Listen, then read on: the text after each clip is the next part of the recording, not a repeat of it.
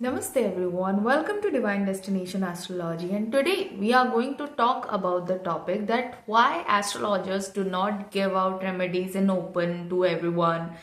And ऐसा क्यों नहीं होता कि हम रिचुअल्स तो सब लोग बनाते हैं ना। हमको जो रिचुअल्स जिस तरीके से बताए जाते हैं वो ऐसा तो सब लोगों के लिए बोला जाता है कि इस फेस्टिवल में ये रिचुअल बनाओ, उस फेस्टिवल में वो रिचुअल बनाओ। लेकिन एस्ट्रोलॉजी एक हिडन सब्जेक्ट क्यों है? अगर ये इतना ही अच्छा सब्जेक्ट है तो ये हिडन क्यों रहता है? लोग इसको कह सकते हैं कि शेयर क्यों नहीं करते, सबके लिए एक पर्टिकुलर रेमेडी क्यों नहीं दे देते? बट द पॉइंट इज, आप सेम इंडस्ट्री को कंपेयर करो मेडिसिन इंडस्ट्री से। Now medicine when taken in the wrong way, what that does, मतलब एक अच्छा डॉक्टर ना कभी भी बैठ के मेडिसिन इतना इजीली नहीं बोलेगा, क्योंकि उसको पता है कि उसके पास जब लोग आते हैं और उनका तबीयत एक्चुअली ठीक होता है, क्योंकि उसको एग्जैक्ट मेडिसिन पता है कि क्यों उनका तबीयत ठीक, कैसे उनका तबीयत ठीक करना है और उनका क्या इलाज है। तो वो वाला डॉक्टर कभी भी ओपनली जा जाके नहीं बताएगा अपने मेडिसिन के बारे में। वो बता सकता है, वो डिस्कस कर सकता है प्रॉब्लम्स के बारे में, वो डिस्कस कर सकता है तबीयत खराब क्यों हुआ है, इन सब चीजों के बारे में। बट वो कभी भी डिस्कस नहीं करेगा अबाउट द मेडिसिन, बिकॉज उसको पता है कि उसके जो पेशेंट्स हैं, उनके जो सिम्टम्स हैं, वो उन्हें जो दिख रहे हैं वो वहां से है ही नहीं, वो एक्चुअली किसी और के जगह और चीज की वजह से स्टेम कर रहे हैं। तो जैसे कि हमारा कोई बहुत मेजर इशू होता है, हार्ट प्रॉब्लम होता है या फिर कोई बहुत बड़ा सा इशू होता है, तो हम क्या करते हैं, हम उस चीज के लिए हम कभी भी किसी मतलब वो फिजिशियन के पास नहीं जाते कि थोड़ा सा ऐसा खांसी जुकाम हो रहा है, बुखार हो रहा है, थोड़ा सा दवाई दे दो। हम एक्चुअली एक ऐसे डॉक्टर के पास जाते हैं जिसको मतलब उसकी बारीकियों का पता हो, एंड देन वो हमें हील कर सके, है ना।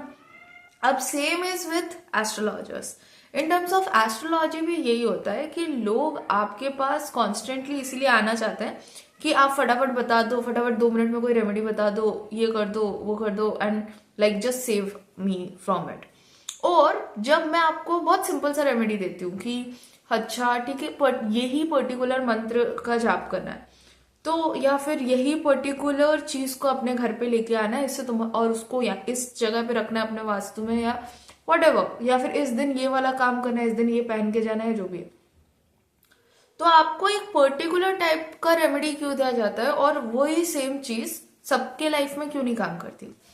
क्योंकि क्या है ना, आपको लग सकता है अच्छा लव लाइफ के लिए सोचो एक पर्टिकुलर रेमेडी दे दो, या फिर कह सकते हैं कि इवन रिलेशनशिप के लिए एक पर्टिकुलर रेमेडी दे दो।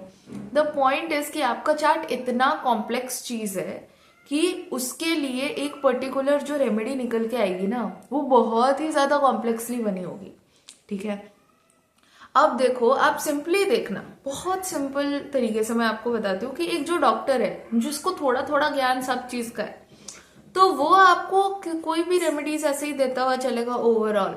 बट जो एक अच्छा डॉक्टर है जिसने एक पर्टिकुलर, उसको पता है कि हर चीज में एक एक स्पेशलाइजेशन हुई है और उसने सब चीजों को अच्छे से पढ़ा है, तो वो क्या करेगा ना, वो इतना इजीली आपको नहीं बताएगा ये कर लो, क्योंकि उसको पता है कि बुखार होने के अलग अलग रीजंस हो सकते हैं। वही सेम बुखार है बट कुछ वायरल फीवर में जाएगा, तो कुछ बहुत मेजर तबीयत खराब में भी जा सकता है, जो कि हो सकता है जिनको एक्चुअली सिर्फ बुखार हो रहा है तो फिर हो सकता है बहुत इजीली लिया जा सके, बट बुखार के साथ ये सिम्टम्स हो रहे हैं तो उस बात को बहुत मेजरली लिया जाएगा। अब आप यही चीज अप्लाई करो एस्ट्रोलॉजी में। आपने कह दिया कि अच्छा रिलेशनशिप के बारे में मुझको जानना है और ये कर दो, बता दो इसके बारे में कोई रेमेडी बता दो। बट द पॉइंट इज कि आपके रिलेशनशिप से रिलेटेड आपके मोरालिटी इशू हुआ तो, सामने वाले का मोरालिटी इशू हुआ तो, आपके चार्ट में कुछ ऐसे कॉम्बिनेशन हुए तो, जो कि हो सकता है कि आप ओवरऑल तो मैं तो आपको जानती नहीं हूँ, ऑनलाइन आप बात कर रहे हो, बट एक्चुअली आप अपने लाइफ में क्या कर्म कर रहे हो, वो अच्छे कर्म कर रहे हो, बुरे कर्म कर रहे हो, वो सारी चीजों के डिस्कशन और अंडरस्टैंडिंग तो मुझे है नहीं। पूरा चार्ट तो मैंने आपको खोल के नहीं देखा है, उसके जितने सारे डिफरेंट डिफरेंट सब पार्ट्स हैं वो तो मैंने खोल के नहीं देखा है।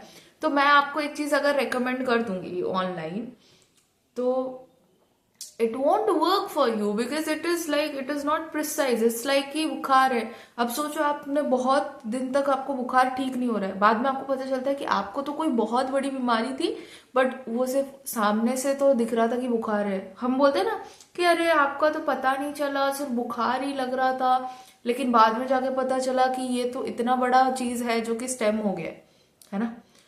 तो ऐसे चीजों के लिए एक एस्ट्रोलॉजर कभी भी रेमेडी ना बहुत इजीली नहीं दे सकता, and that is why remedies are kept hidden. मतलब वो हिडन नहीं है, वो just it's just unknown. And remedies ऐसा नहीं है कि किसी चीज का एक ही ऐसा रेमेडी है। जैसे डिफरेंट डिफरेंट कॉम्बिनेशन के डिफरेंट डिफरेंट एनर्जीज के दवाइयां बनाई जाती है ना, वैसे डिफरेंट डिफरेंट कॉम्बिनेशन और डिफरेंट डिफरेंट एनर्जी से रिलेटेड आपको रेमेडी दी जाती है।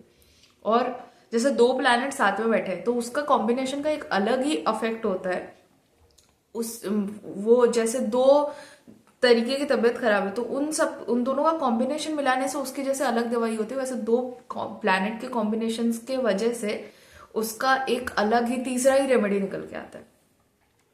तो इस चीज का बहुत कम नॉलेज है और लोग बहुत ज़्यादा एस्ट्रोलॉजर्स को बोल देते हैं कि अच्छा ये तो नहीं बताते हैं ऑल, बट आई थॉट कि एक शॉर्ट वीडियो में मेरा बताना इसलिए ज़रूरी था because it is for knowledge purposes and also for like the audience and people to understand कि आपको 9 सीखियों जैसा रेमेडी बहुत ईजिली नहीं दिया जा सकता, क्योंकि it takes a lot of work that has to be done first so that a remedy could be given to you. And thank you so much for watching this video. I hope this video was helpful.